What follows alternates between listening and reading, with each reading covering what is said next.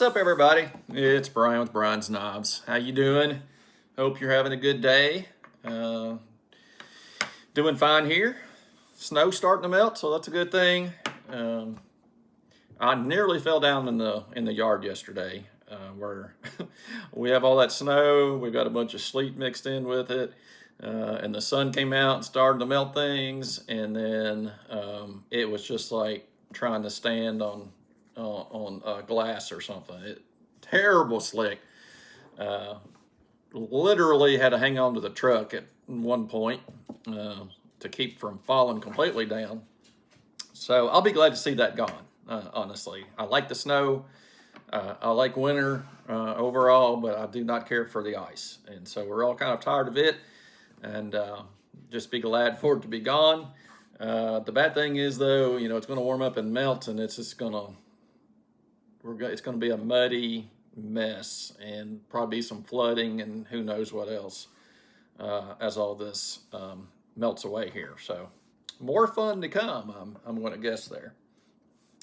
But I thought I would hop on real quick, talk to you about a couple of things. I'm just going to do a quick pocket dump, show you what I'm carrying today. And I'm also going to show you a new Copperlock that I got. And this is going to go along with Mickey's open tag on Carry Your Copperlock. If I am not wrong, I think this is week 5. I missed last week. I carried a Copperlock, but I just never got around to doing the video. But I picked this one up this weekend and got a good deal on it. And so let me show that to you here in a second. Speaking of this past weekend, I went down to the Bluegrass Ace Hardware in Richmond, Kentucky. They also happen to be a master case dealer down there, and got to spend some time with John, the knife guy, talking about new things Case is coming out with this year, about the Case event that's coming to that store in July. And some fun things like that. So if you didn't catch any of that, I think that's a pretty good video. If you want to go back and check it out, you should be able to find it there on the channel. John's a great guy, very knowledgeable about case knives, and just a pleasure to talk to. So check his channel out as well. I've linked to that before. He's John the Knife Guy on YouTube. So, and I'm actually checking out some knife wax that I picked up from him on Saturday. It smells great. It seems to be working great. And we'll probably do a giveaway with some of that in the future. So be watching for that as well. But here's what we're carrying today. I'm just going to show you the knives primarily. Most of my other stuff doesn't change that much. I always have my iPhone. I always have my wallet. I always have my Apple Watch. Usually a handkerchief, and most of the time a Zippo lighter. So I will show you the Zippo, since I do change those up once in a while. And this is a Zippo I bought I think it's in the 2000s. And he's been packed around. Still works great. And so he's been in my pocket this week. And then you've seen a lot of this guy. It's my Benchmade Bug Out. It's such a great knife. You don't even know you're really packing it. But yeah, it's got a nice blade on it. Very usable. Pretty slicey. Great pocket clip. Nothing not to like about this knife outside of the current price. I think you're paying some butterfly tax there. There's no doubt about it. But it's really popular for a reason, and it is a great knife. So I've been carrying that a good bit, almost every day since I got it. I think I did pack my other Benchmade in there somewhere, but primarily been the Bug Out. And then I've got this great amber bone Saudi Junior. And you can kind of check out the patina there. I think this was the first Saudi that I ever bought, was in this amber bone.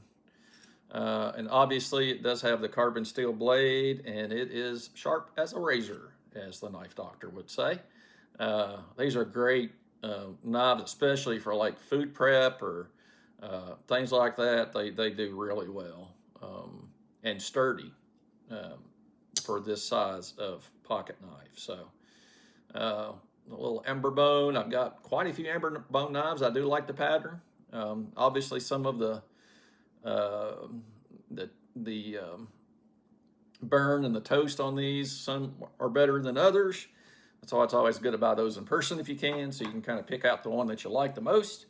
But overall, seems like it's a pretty popular bone material too. A lot of people seem to have the amber bone. So I enjoy it, and even though I haven't intentionally done it, I've picked up quite a few amber bone knives over the last couple of years. Well, while I was down at Bluegrass Ace Hardware in Richmond, John did have some Copperlocks at a really good price. And I actually had been wanting to pick one of these orange ones up. And he had a display of them. I don't know, it seemed like there were 8 or 10 of these in the display. Had them for just a little bit over $50. And I snatched that up. That's probably as good of a deal as I'm going to find on that knife. Plus, supports John and the case, the master case deal there. So I always like to support folks if I can. You know, just your typical Copperlock, nice clip point blade. Of course, it has the lock back on it, locks it in place. This guy, no wiggle, lockup is nice and tight on it. And honestly, there's really nothing wrong with this knife. Alignment is good on it, no proud pins, anything like that. There's just nothing not to like. The only thing I would say is it needed a little bit of sharpening, honestly, when I got it. The belly of the blade, kind of in this area, wasn't particularly sharp, so I just went ahead and resharpened it, and it's sharp now. And of course, this is in Case's a true stainless. Is that what they call that? I always get that wrong. I can't get it right ever. You know what I mean. It's in their stainless, which is pretty good stainless in my opinion. Takes an edge well. So anyway, really glad to add the orange one here to my collection. And I tell you what, if you're looking for a work knife, it's a great one to consider because not only do you have the lock back, not only do you have this really useful clip point blade on it, and not only is it pretty light to carry, it's also orange, and that makes it easy to find. So if you lay it down somewhere, or even worse, if you were to drop it out in a field or something that you've been walking or hiking or hunting in or whatever, it's a lot easier to go back and find a bright orange knife like this than say it's going to be to find a brown colored knife like the Saudi. Those things are going to be tough to locate in a field that's, you know, green and brown, whereas the orange, you don't really see that in nature too much, and so it does stick out and help you locate it. And if you're like me, sometimes you just need a little extra help like that. So I do like the orange for numerous reasons, but it's also a really useful color as a daily user and on the job site or whatever. It just helps you keep up with it. So there is that. Outside of that, I'm still doing some testing on this little fixed blade that I've released one video about so far. Going to do some additional cutting tests with it, and honestly, I just haven't had time to be able to do it just yet. But that's coming. Probably drop this week sometime. But other than that, went back to the eye doctor. Eye is doing fine. Do have some macular edema, swelling in the center of the eye where your vision, actually is located there in the eye itself. Quite a bit of swelling, I would say. He showed me some pictures, and I believe that looked to be a lot more severe than it was the first time I had some of this from the first surgery. So he basically upped my medication quite a bit, tried to get that eye to settle down.